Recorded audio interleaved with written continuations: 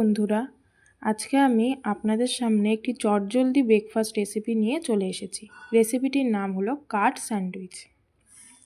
এই কাট স্যান্ডউইচ কিন্তু অল্প কিছু উপকরণের মাধ্যমে সহজেই বানিয়ে ফেলা যায় এবং এর স্বাদ মুখে লেগে থাকার মতন। এর জন্য লাগবে আমাদের স্লাইস করে কেটে রাখা কিছু পাউরুটি, আর লাগবে গ্রেট করে রাখা গাজর, কুচি করে রাখা শসা, একটি মিডিয়াম সাইজের পেঁয়াজ কুচি এবং লঙ্কা কুচি। আর লাগবে ঘরে পেতে রাখা টক দই। এখানে আমি ঘরে পেতে রাখা টক দই ইউজ করেছি, আপনারা চাইলে বাজার থেকে টক দই ইউজ করতে পারেন।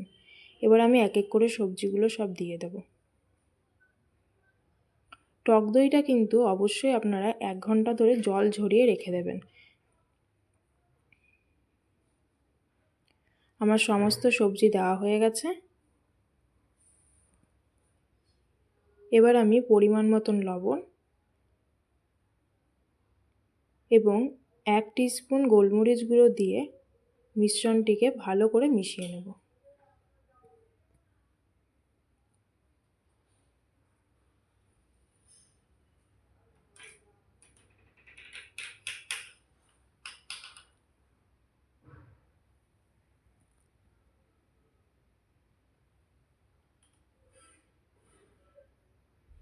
আমাদের মিশ্রণটি ভালো মতন তৈরি হয়ে গেছে। এবার একটি একটি পাউরুটিতে ভালো মতনভাবে সেই মিশ্রণটিকে লাগিয়ে নেব।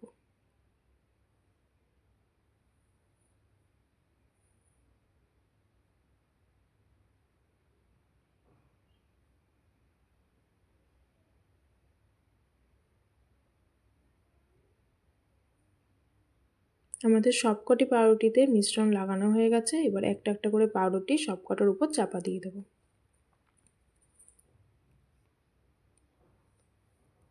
এইভাবে আমরা প্রতিটা স্যান্ডউইচ বানিয়ে নেব।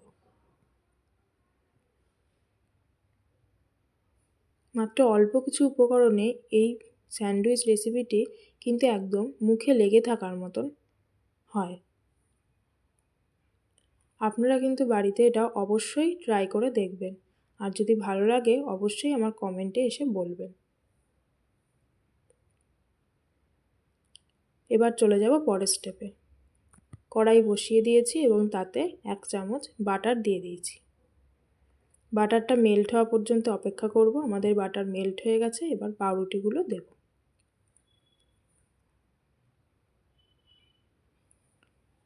স্যান্ডউইচগুলোকে খুব ভালো করে 2 পাশ লালচে লালচে করে ভেজে নিতে হবে। তাতে পাউরুটিগুলো খেতে খুব ক্রিস্পি হবে। আমাদের একটা সাইড প্রায় লালচে ভাজা হয়ে গেছে। এবার পাউরুটিগুলোকে আমি উল্টে দেব।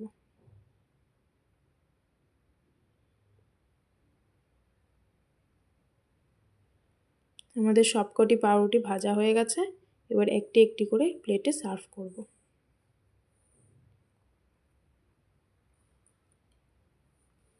পাউরুটিগুলোকে আমি স্লাইড করে কেটে নিয়েছি। আপনারা চাইলে গোটা স্যান্ডউইচও বানাতে পারেন। সাথে আমি ডিম সেদ্ধ দিয়েছিলাম, ডিম সেদ্ধটাকে কেটে নিয়েছি। আর কিছু ব্রেকফাস্টের জন্য কিছু ফল কেটেছিলাম, সেই ফলগুলোকে দিয়ে দিলাম।